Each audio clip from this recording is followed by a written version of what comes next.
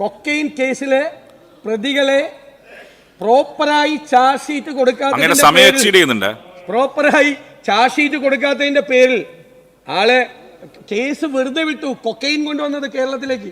Please conclude. 9 minute കഴിഞ്ഞു. അങ്ങനെയല്ല, അങ്ങനെയെങ്കിൽ പിന്നെ അങ്ങനെയല്ല, സമയം അവസാനിപ്പിക്കണം. അങ്ങനെയല്ല, നിങ്ങൾ പ്രസംഗം സാധാരണ പാലിക്കുന്നുണ്ട്, അത് പാലിക്കണം. അല്ല, നിങ്ങൾ പാലിക്കേണ്ട സമയം നിർത്തണമെന്നേ പറയുന്നുള്ളൂ. ഏറ്റവും കുറച്ച് സംസാരിക്കുന്നത് അതെ, ഇപ്പൊ തന്നെ 9 മിനിറ്റ് കഴിഞ്ഞു. 9 മിനിറ്റ് കഴിഞ്ഞു. അല്ല, അങ്ങനെ ഇടപെടാൻ പാടില്ല എന്ന് പറയാൻ പാടില്ലല്ലോ. യെസ്, അങ്ങനെ റൂൾ ചെയ്യാൻ പാടില്ല. ചെയറിനോട് റൂൾ ചെയ്യാൻ പാടില്ല.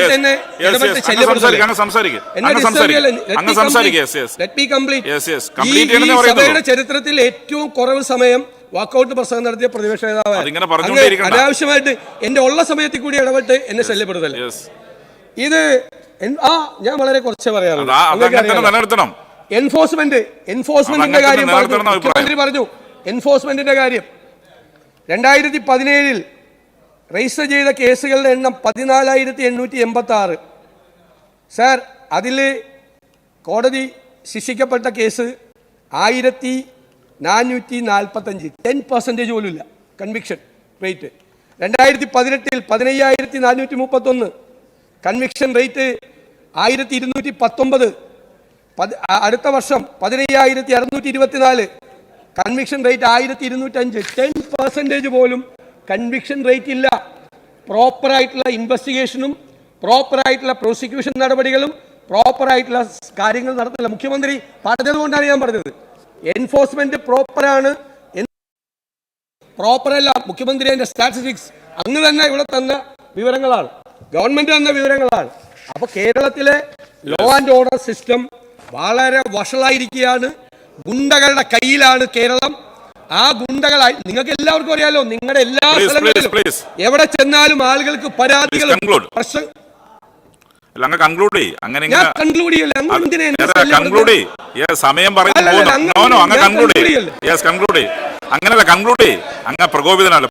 അനാവശ്യമായി ഇടപെടാൻ ചെയറിൽ ഇരുന്നുകൊണ്ട് അങ്ങ് നീതിബോധം കാണിക്കണം.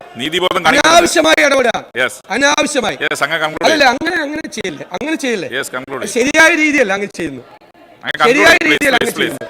അല്ല, അങ്ങനെയാണെങ്കിൽ നമുക്ക് അതേ സമീപനം അങ്ങോട്ട് വേണ്ടി വരും. ഞാൻ അങ്ങനെ പറഞ്ഞിട്ടില്ലല്ലോ. ഞാൻ 9 മിനിറ്റ് ആയപ്പോ അങ്ങനെ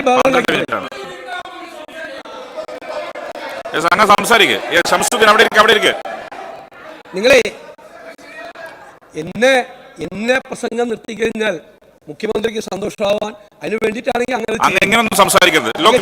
ഈ രീതിയിലൊന്നും അങ്ങേപ്പോലെ ഒരു മുതിർന്ന ആൾ സംസാരിക്കുന്നത് ശരിയല്ല. അങ്ങേ നിയമസഭക്കകത്തുള്ള വളരെ സീനിയർ അംഗമാണ്. ചെയറിനോട് ഇങ്ങനെ സംസാരിക്കുന്നത് ശരിയല്ല. അത് ശരിയായ രീതിയല്ല. ചെയറിന് ഈ രീതിയിൽ ഈ ഭാഷ ഉപയോഗിക്കുന്നത് ശരിയല്ല. ഞാൻ പറയാം, ഏറ്റവും കൂടുതൽ നീതി പുലർത്തിയിട്ടുണ്ട്.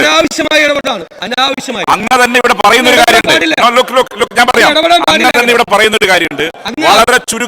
വളരെ ചുരുങ്ങിയ സമയത്തിനുള്ളിൽ വാക്കൌട്ട് സ്പീച്ച് നടത്തുന്ന ആളാണെന്ന് അത് ഓർമ്മപ്പെടുത്തിയെന്ന് മാത്രമേ ഉള്ളൂ.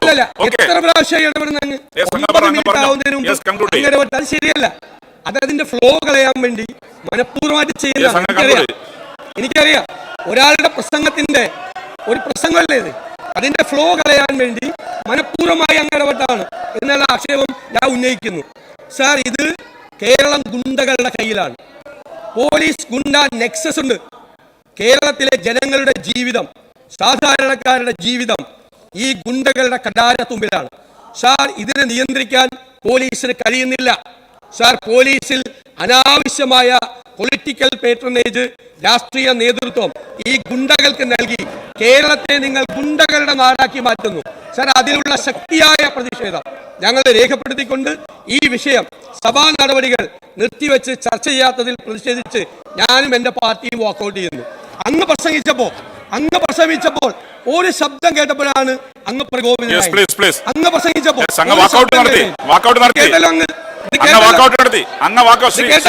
ഉപനേതാവ് പ്രസംഗിക്കുക. അങ്ങ് വാക്കൌട്ട് നടത്തി.